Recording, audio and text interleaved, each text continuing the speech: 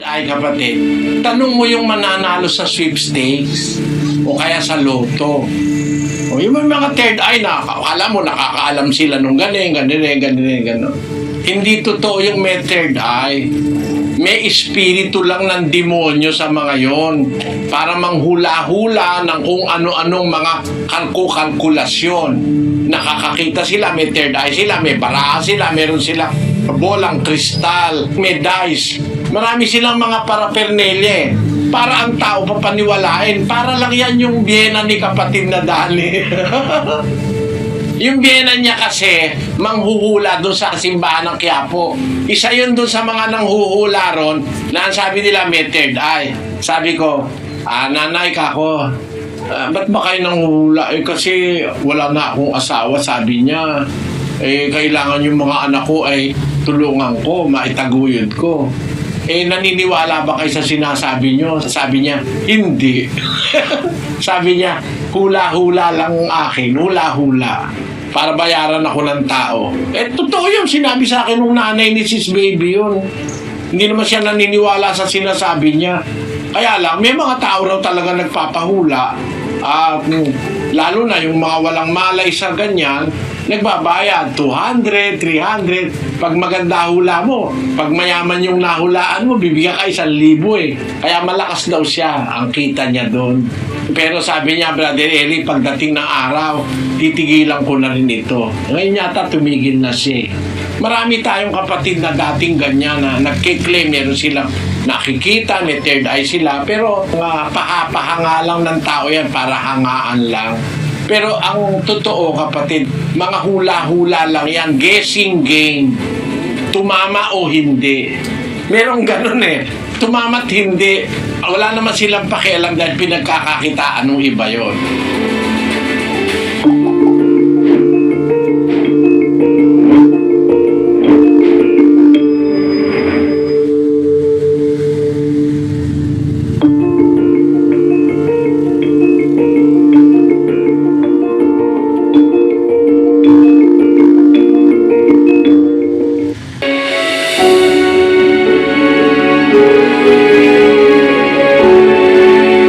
Biblia yan pinapalo talaga ang anak para ituwid.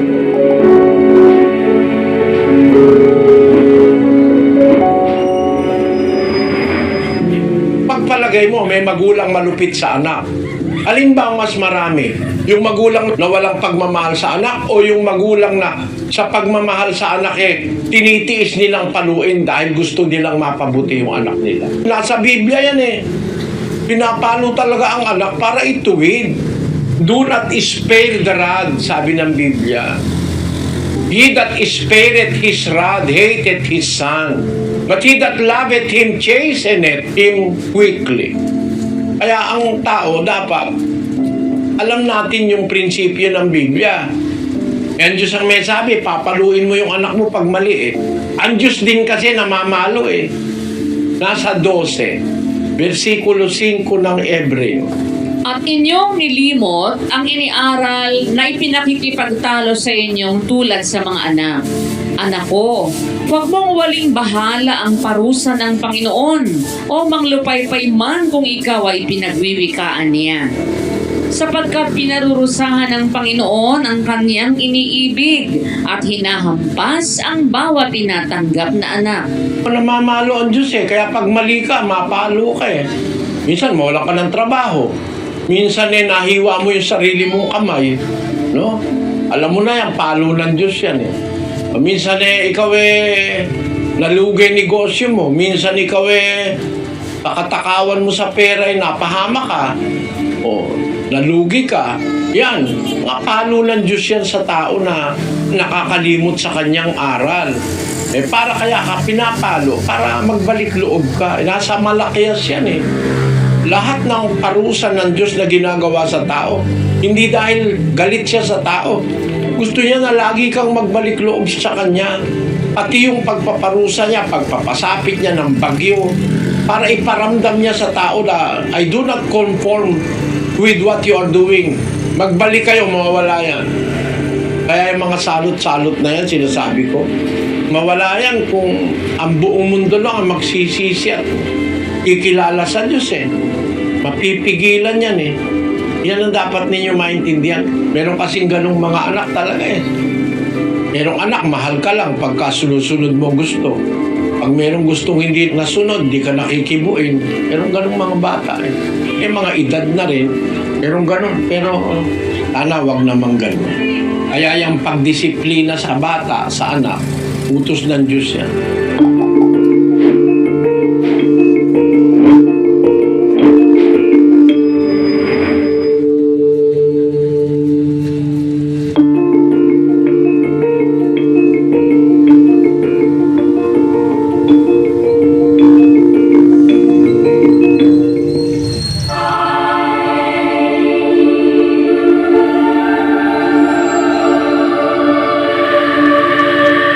Sino sa palagay mo angel nun? Angel of God? Hindi. Si Satanas may angel din.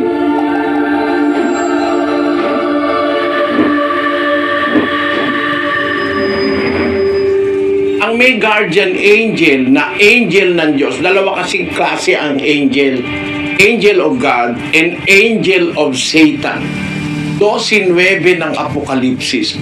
At inihagis ang malaking dragon, ang matandang ahas, ang tinatawag na Diablo at Satanas, ang dumadaya sa buong sanglibutan. Siya inihagis sa lupa at ang kanyang mga anghel ay inihagis na kasama niya. Mga anghel ng Diablo, ang tawag doon mga demonyo, mga espiritong masasama. Yun ang mga nagtatrabaho dun sa mga taong mga pusakal na masasama. 2:2 ng Efeso. Na inyong nilakaran noong una ayon sa lakad ng sanglibutang ito, ayon sa pangulo ng mga kapangyarihan ng hangin, ng espiritu na ngayon ay gumagawa sa mga anak ng pagsuway. There are spirits that worketh among the children of disobedience.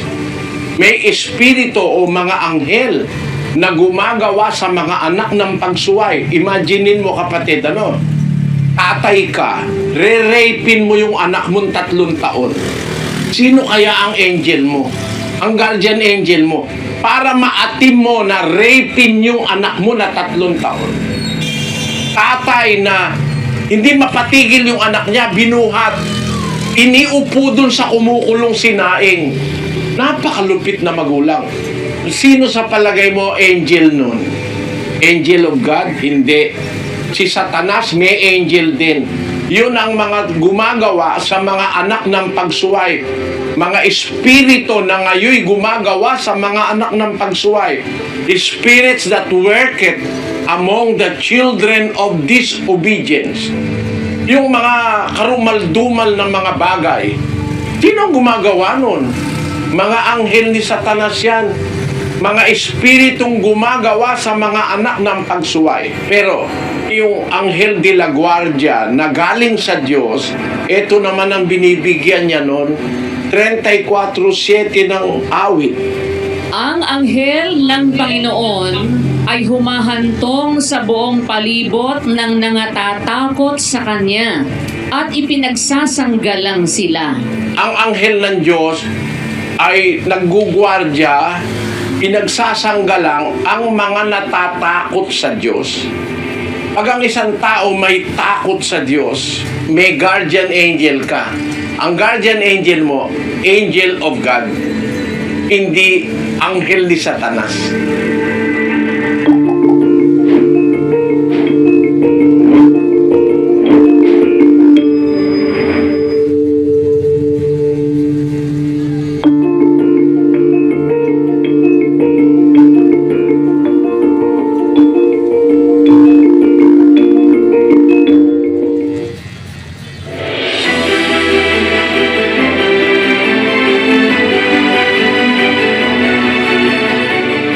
Magiging kaaway ng tao ang kanyang sariling kasambahay.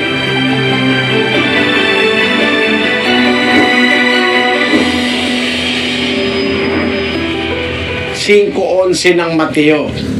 Mapapalad kayo pagka kayo'y inaalimura at kayo'y pinag-uusig, at kayo'y pinagwiwikaan ng sari-saring masama na pawang kasinungalingan dahil sa akin.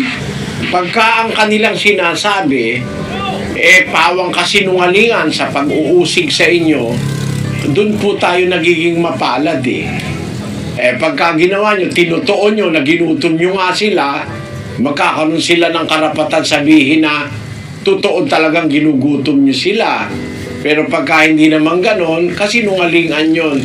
Dahil lamang kay Kristo, ginaganon kayo, mapalad kayo. Kaya kung gusto nating maging mapalad, kahit na inuusig tayo ng ating mismong sariling pamilya, ang gawin natin, hanggang magagawa pa natin gumawa ng mabuti, ituloy natin, kapatid.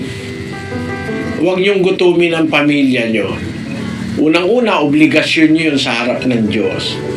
Pagka ginawa niyo yung kayo ang magiging dapat, kasi ang sabi sa unang Timoteo 5:8, ang hindi nagkakandili ng mga sariling kanya, lalong-lalo na sa kanyang sariling sambahayan, ay tumanggi siya sa pananampalataya at lalong masama kaysa hindi sumasampalataya.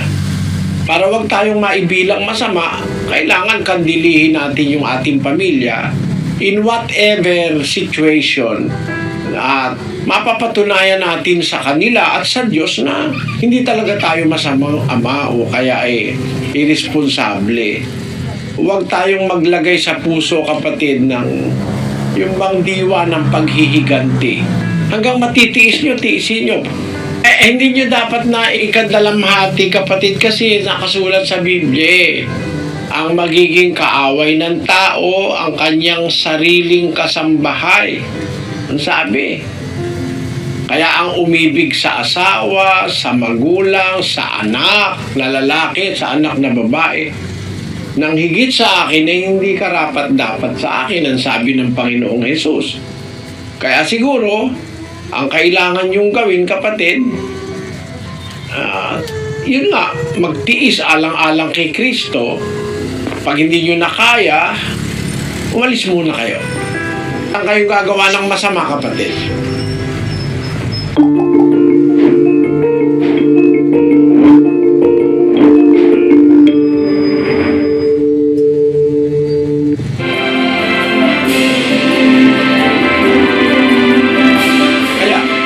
Asan yung matuwid, saan man pumunta yon, blessing yon.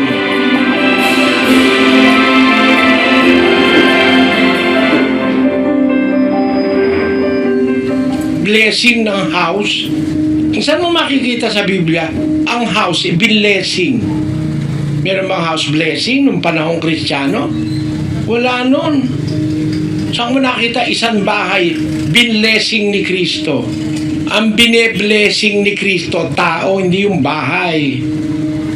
Tandaan nyo, mga kapatid, ang bahay i-blessing, tao i-blessing mo. Pagka may blessing yung tao, saan man pumasok yan, kasama yung blessing.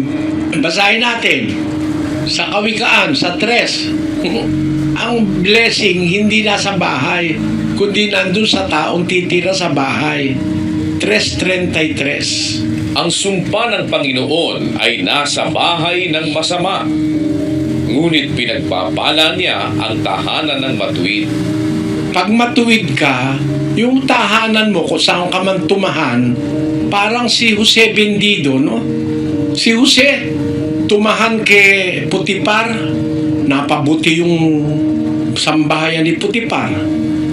Nung pagbintangan siya nung asawa ni Putipar, napakulong siya. Napabuti yung nakasama niya sa kulungan. Ano?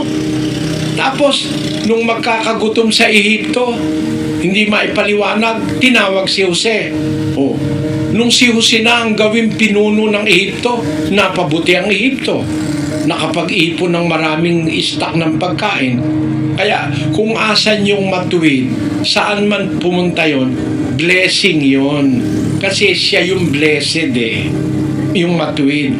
Pero yung sumpa ng Panginoon, nasa bahay ng masama. Bakit? Kasi yung masama ang nandun Hindi naman yung bahay ang masama, yung tao